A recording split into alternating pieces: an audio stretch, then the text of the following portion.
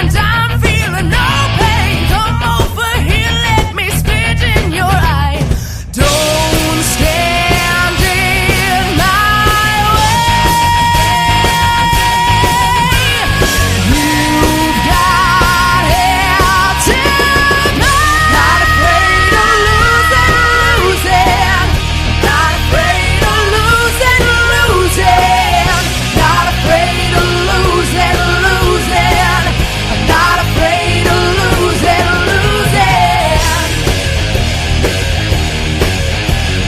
I've come a long way to get here. 12 million miles through desert sand. Already died 9 times. I have nothing to fear. 9 times you got my blood on your hands.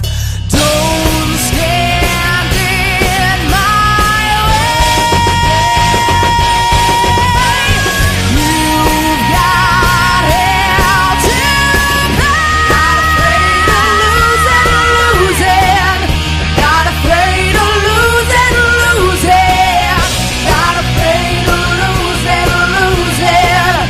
Not afraid of losing. Not afraid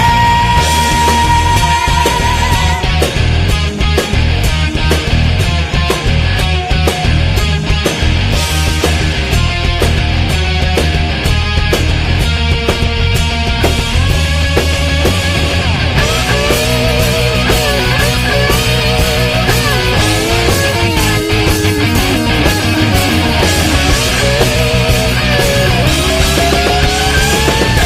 not afraid of losing. Not afraid of losing. I'm not afraid of losing. Not afraid of losing. Not afraid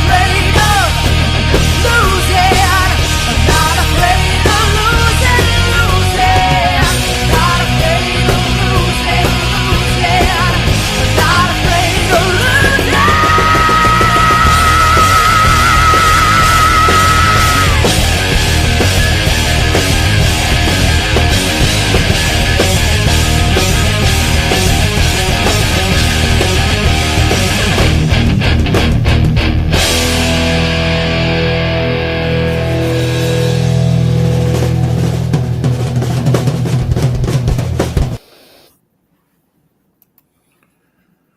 All right. How's everybody doing tonight on this Tuesday? We are Tuesday, right? All my days are going together. I don't know what day it is, what day it was. Regardless, I hope everybody's doing okay. My name is 12 Gauge, and this is 12 Gauge Investigative. You know, tonight I thought I'd read a little more on Dr. Brucato's New Evil because I haven't read in like 9 days, so I thought I'd get on here and I'd do this and give you guys a little bit of break from all the other stuff that's going on. Like the bottom says, keep it respectful in chat. Hit the like and subscribe if you haven't already. So let me go ahead and pull this up. My eyes bother me. So I might need to put on some glasses or something. I don't know.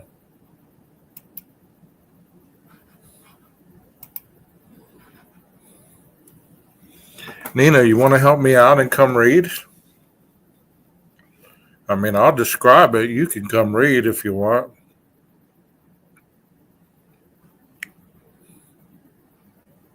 Anyways, we're on category 22.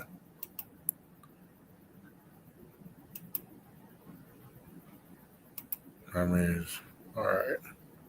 Hey, Doc. Hey, Rondi. Hey, Nina. How's it going? Thank you. I know that you were over there at the DT show.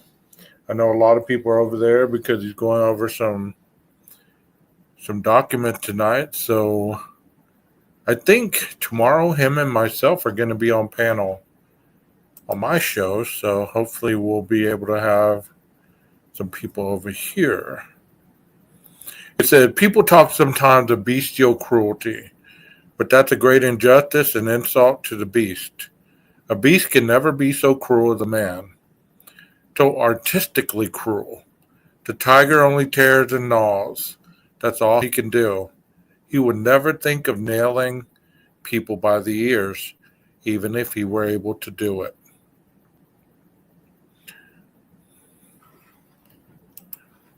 Can y'all hear me okay?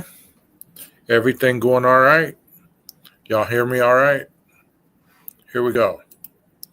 It says the reader is forewarned that this will not be an easy chapter to review. The individuals we will discuss herein have all been ranked at the extreme end of the gradations of evil scale. And the details of the crimes are the most likely to cause us to avert our eyes, cover our ears, hold our stomachs, and contemplate in blank bewilderment the existence of evil in its purest forms. The serial rapist and murderer Tommy Lynn Sells, whose horrifying deeds we'll presently explore, once remarked, "Take your worst nightmares and put my face to them." The people we will describe in the following vignettes might all lay claim to that blood-chilling, dubious distinction. Each one trapped, tortured, and dispatched unsuspecting men, women, and their children from this life with degrees of automation, detachment, and callousness we simply fail to comprehend in our fellow human beings. In all cases, the infliction of prolonged pain and suffering was the primary objective. For each, the sadism was interwoven with some perverse sexual motivation, which is usually but not uniformly the case for individuals designated to Category 22 of the scale. Following their crimes, several of these consummately psychopathic killers used bodies or parts of bodies for a variety of unspeakable purposes, sometimes necrophilic, sometimes cannibalistic, and in some cases these were retained as trophies or mementos of the killer's happier times. Note that the 5 individuals we will discuss, all of whom were serial killers by any criteria, were selected for analysts because they are especially illustrative of the typical features that drives associated with this final category of the scale. There are numerous other psychopathic torture murderers we are unable to cover due to space limitations. For those wishing to further study this extreme degree of evil, other highly instructive cases are those of Ian Brady and Myra Hindley, the British couple who tortured and killed 5 young children, recording the screams of one victim for personal enjoyment. Dean Corll, who led a trio who abducted, severely sexually tortured, and killed at least 28 boys. And Charles Ng and Leonard Lake, who imprisoned women in a bunker, raping, torturing, and murdering them, often while taking home videos, sometimes killing the victims' husbands and young children. Ng and Lake had at least 11 victims, but as many as 25. And I did a live on Leonard Lake and Charles Ng, and it was quite disturbing to say the least. Quite disturbing. Hey Texas, thank you for joining us. Tommy Lynn Sells. In 2014, Tommy Lynn Sells was executed for a single murder, that of 13-year-old Kayleen Katie Harris of San Antonio, Texas, on New Year's Eve in 1999. The girl's adoptive father, Terry Harris, reportedly met Sells and his wife at their local church and began counseling them on their on their marriage in his own home, where Sells first encountered Katie. When her father was out of town one evening, Sells sneaked into the Harris home through a window where he found the girls sharing a bunk bed with a 10-year-old friend, Crystal Searles. He stripped and sexually assaulted his intended victim and then slashed both of the girls' throats with a butcher's blade so fiercely sharpened that it was whittled down to the width of a boning knife. After stabbing Katie 16 more times in a frenzy of sadism and sexual pleasure, he coolly gathered up items potentially marked with fingerprints and left the home. Searles, who miraculously survived the severing of her vocal cords, escaped to the home of a neighbor, where she described Sells via handwritten messages.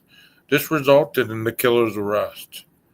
Sells would later confess to the rapes and murders of approximately 70 men, women, and children across a wide swath of the United States between 1980 and 1999. Although this number has never been confirmed, in light of this vagabond lifestyle, supported by train hopping, car theft, panhandling, stealing, working odd jobs, and occasionally selling property left behind by victims, he dubbed himself the Coast to Coast Killer.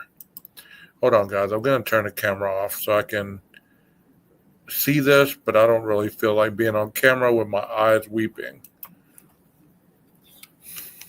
I'm still here. Just give me a second.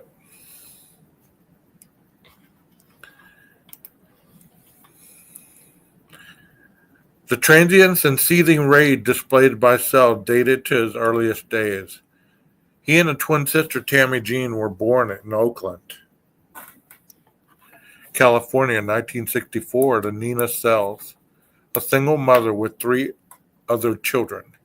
Following a move to Missouri, both infants contracted spinal meningitis, which only Sells survived. He was thereafter sent to live elsewhere in the state with an aunt, where he remained for 2.5 years before returning home. Throughout this period, he was often left to fend for himself, rarely attending school and imbibing alcohol by the age of 7. Perhaps longing for a stable parental figure, he developed a friendship with a man from a nearby town, who showered him with attention and gifts, and took him on frequent outings, only to eventually sexually assault him. By age 10, Sells had graduated to more frequent alcohol use and begun smoking marijuana. 3 years later, when he climbed naked into his grandmother's bed, his mother barred him from their home and relocated the family to an undisclosed location. Days later, boiling with rage, he reputedly pistol whipped a young woman. By age 14, he was drifting from town to town, stealing and working wherever possible. One day, reflecting on these formative years, he would call himself the little boy without a dream. I read this on the last one, now I remember it. Sells claimed to have committed his first murder the following year, peering into the window of a home he was intending to burglarize. He supposedly spied a man molesting a young boy and found himself reminded of his own childhood sexual abuse. He fatally shot the perpetrator in a fit of extreme rage. He would later describe this first homicide as producing a powerful euphoria, resulting in a lifelong passion for killing, which he compared to a heroin addiction. In a televised 2006 interview with Dr. Stone, Sells said of the shooting and his subsequent serial murders, "After I did it, it was like a rush, just like a shot of dope. The people don't matter. It's the crime. It's the sensation of the blood. The rush itself is high." He later shot a man to death who caught him breaking into his home. Sells subsequently traveled to California, where he stabbed a male victim to death with an ice pick, became embroiled in gang activity, and repeatedly stabbed another man just missing his spinal cord. In 1981, Sells attempted a reunion with his family in Arkansas, but he's once again evicted by his mother after he stripped and attempted to initiate sex with her during a shower. Perhaps this re-triggered copious anger toward those who had robbed him of his childhood, the mother he felt abandoned him, and the sham older friend who was, in fact, a pedophile. After seeking help at the mental health clinic, where he stated, "I don't know who I am," Sells spiraled further into alcoholism and senseless violence, reportedly sexually assaulting a stranger for a first time. He claimed to have raped and murdered a woman in 1982, hurling her body into a flooded quarry in central Arkansas. He also shot a man to death. From this point onward, the killer's fury grew increasingly savage and more generalized so that all humanity seemed fair game to him.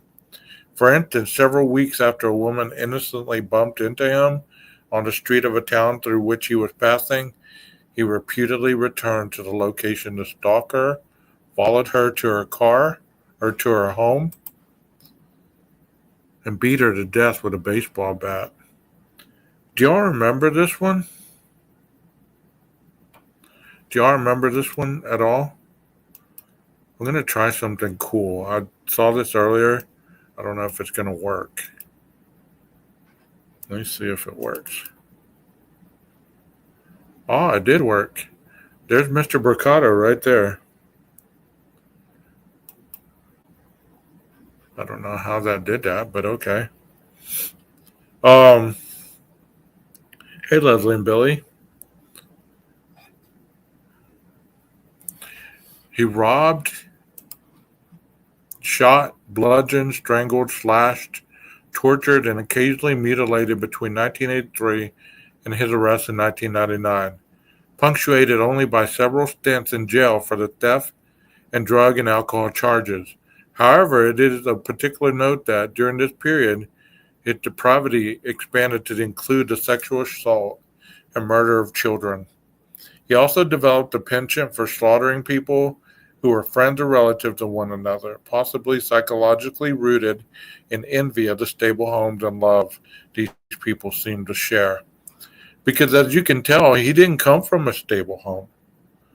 So it sounds like he was quite envious of these individuals, and he was reenacting the fact of his own abuse at an early age when he shot and killed that one man that was sexually assaulting that little boy.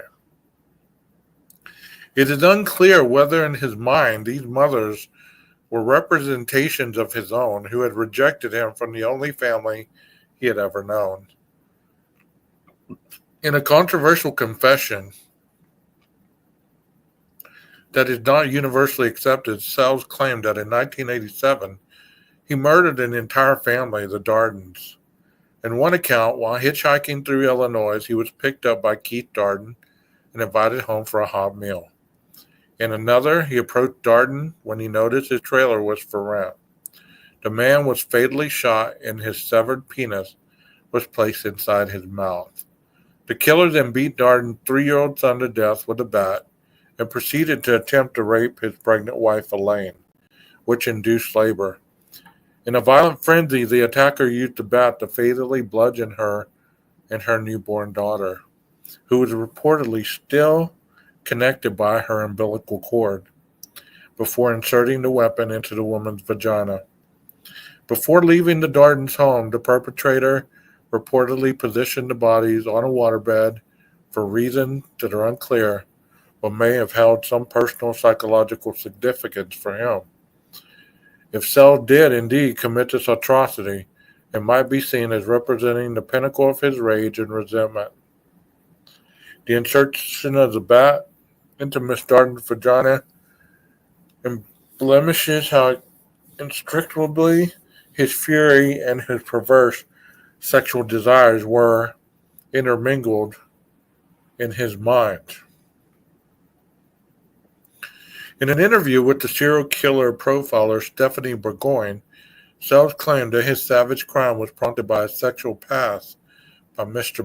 Darden, stating, "I had to kill him, and because he decided to make a homosexual advance on me, that cost him his wife's life." If this were true, his rage toward Darden may have reflected a merger in his psyche of a good Samaritan and a seemingly kind but actually depraved child molester from his youth. So what do y'all think about this guy? I've read this twice, and I remember this guy now. What do y'all think about him? Y'all think he's a savage killer? You think he's justified?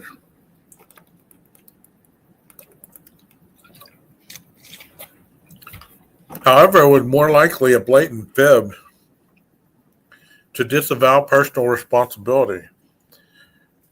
When asked why it was necessary to murder the children, Sells explained that he did not wish for them to grow up hearing about the loss of their parents, that he was preventing their future misery, having experienced parental abandonment himself. In another interview with Dr. Stone, the killer was asked why, if his objective for sometimes butchering children was to grant them mercy, he opted to do so in such a cruel and painful way. Sells was unable to provide an explanation. Asked further why he opted against using a firearm, he responded, "I don't like guns. They're dangerous."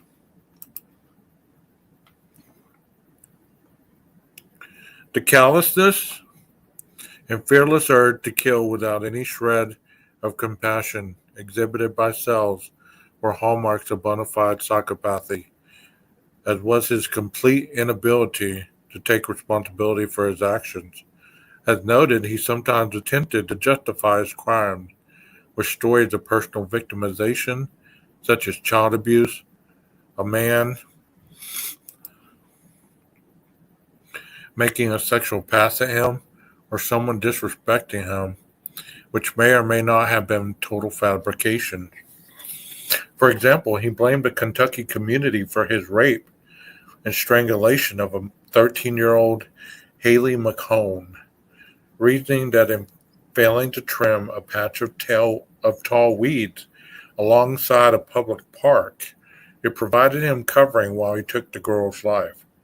Whatever casualty Sells may have attempted to portray, there can be no doubt that the chief motivation for his indiscriminate butchering of men, women, and children was to express intense, wide-reaching rage towards humanity and to punish other people, especially if they seemed to be a part of happy families or friendships, or full of youth and promise.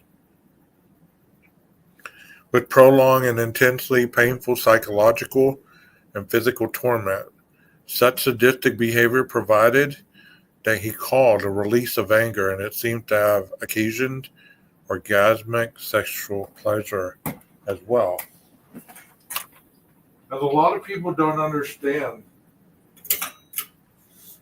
sometimes these individuals, they get a perverse satisfaction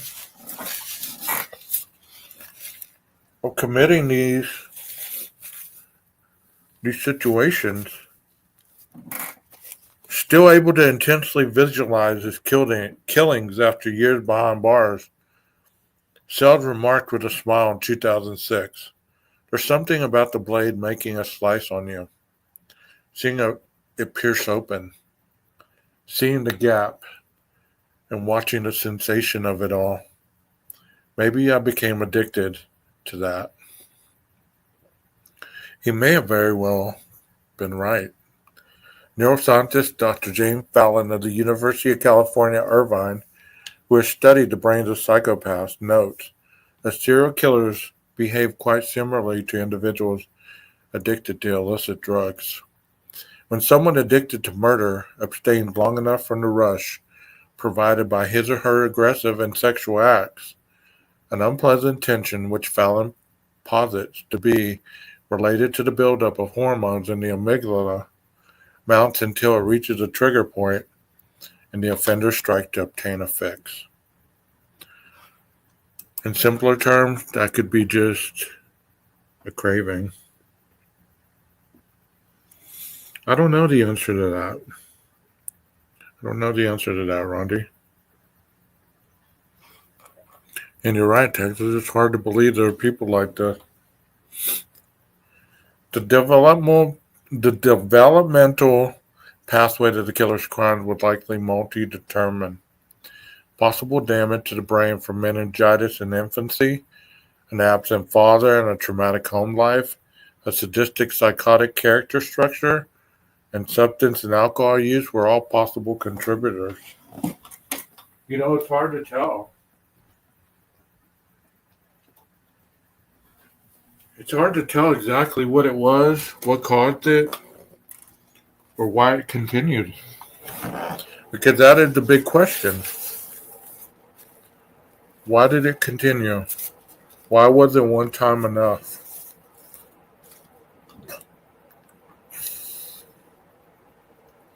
Whatever the antecedents, his litany of atrocious acts places him firmly in category 22 of the Gradations of Evil scale. Not long after Sells was executed by lethal injection, one of his biographers, Diane Fanning, poignantly recalled a moment in one of her interviews with the killer in which he abruptly flew into a rage, standing up and pounding his fist upon the table. His face seemed to transform, and she suddenly found herself face to face with the true evil of Tommy Lynn Sells. I knew at that moment, she wrote, I saw the face his victims saw before they died. Because of all that has happened and all that I know, I feel haunted by his victims, too. Their voices scream in my ears, their horror vibrates in my bones. His presence on this earth created enough poison and pain to rock a continent. Robert Bordella.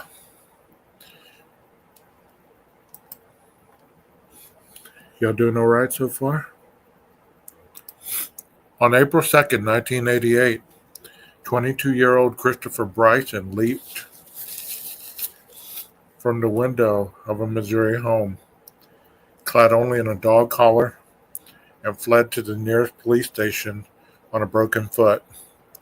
Drugged and badly bruised, he described 4 days of unfathomable torture and sodomy at the hand of his captor, 39-year-old Robert Bordella. Bryson would prove the only surviving victim of the butcher of Kansas City. At least 6 other young men, all minimally educated and allegedly working as drug dealers or prostitutes, were brutally raped, tortured, and killed before being methodically cut up and stuffed piecemeal into dog food bags to toss out with the trash. Bordella was born on the last day of January 1949 in Cuyahoga Falls, Ohio. His father, a devout Roman Catholic, would sometimes beat him and his younger brother with a leather strap, or compare the future killer unfavorably with his siblings, who was in a better physical condition. Bordella was severely nearsighted, which required him to wear thick glasses from the age of 5, and suffered a slight speech impediment. He also had high blood pressure in childhood and had to take several prescription medications. In early adolescence, he was bullied by his peers in school. It was around this time that he began to identify as gay, which remained a secret, especially in his religious household, for several years. He attempted to date a girl, but the relationship was short-lived. Still, he suddenly became more confident, almost overly so, was experienced by others, especially females, as rude and condescending. Around age 16, Bordella's father died, and to his great chagrin, his mother remarried. Since he was a rather robotic individual who struggled to adjust to change and tolerate intense emotional experiences, these events prompted a significant change in his behavior. He confined himself to his bedroom, obsessively studying coins and stamps, and writing to numerous foreign pen pals. He also became fixated upon The Collector, William Wyler's 1965 film version of the 1963 novel by John Fowles. It tells the tale of Frederick Clegg, an isolated, mentally disturbed man who uses chloroform to abduct Miranda, a beautiful student with whom he's become obsessed. And if you heard my story with Charles Ng and Leonard Lake, they also were fixated on this book. Verdello was artistically gifted, earning a partial scholarship to the Kansas City Art Institute. He aspired to become a college professor. While completing coursework, he sickened his classmates with bizarre performances, art pieces, including ones in which he tranquilized a dog or decapitated a live chicken or a duck, dancing around with the carcasses. He used and sold LSD and marijuana, ultimately leading to a brief stint in jail. He also began abusing alcohol. He left college in 1969, making ends meet as a cook and then as a purveyor of ancient artifacts. Let's take a moment. I'll be right back. I'll be right back.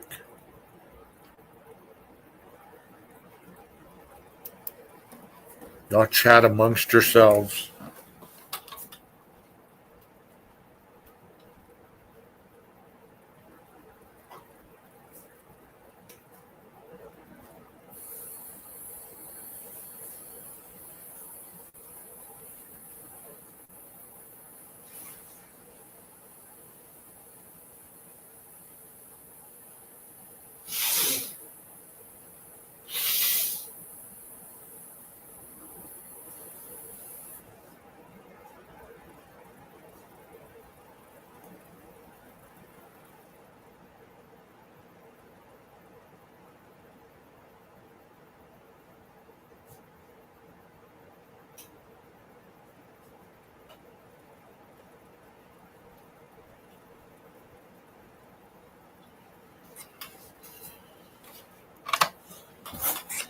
Y'all remember that in school? Y'all chat amongst yourselves. Well, I'm back. To you two people in the chat, thank you for being here.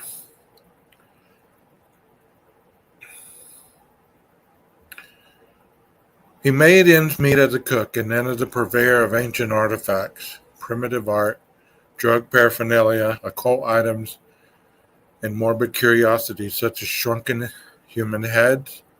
At a booth called Bob Bazaar at the Westport Flea Market, it was there that he met his first victim, 19-year-old Jerry Howe, an alleged prostitute who was the son of a fellow merchant.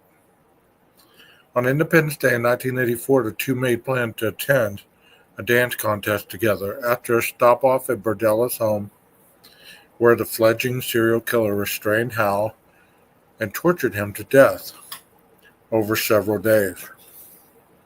He then made incisions to the victim's inner elbows and jugular vein and suspended his corpse over a large pot.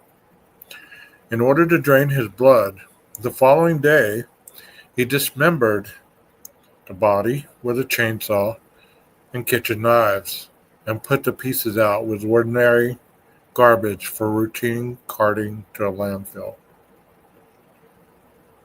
He would go on to meet and lure several other victims with promises of a place to stay, drugs, or a warm meal, typically serving them drinks laced with powerful hypnotic medication to incapacitate them.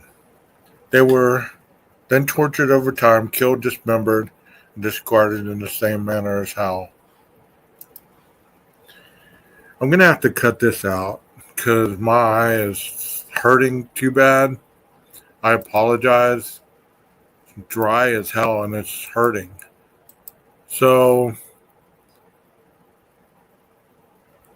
thank you so much for being here.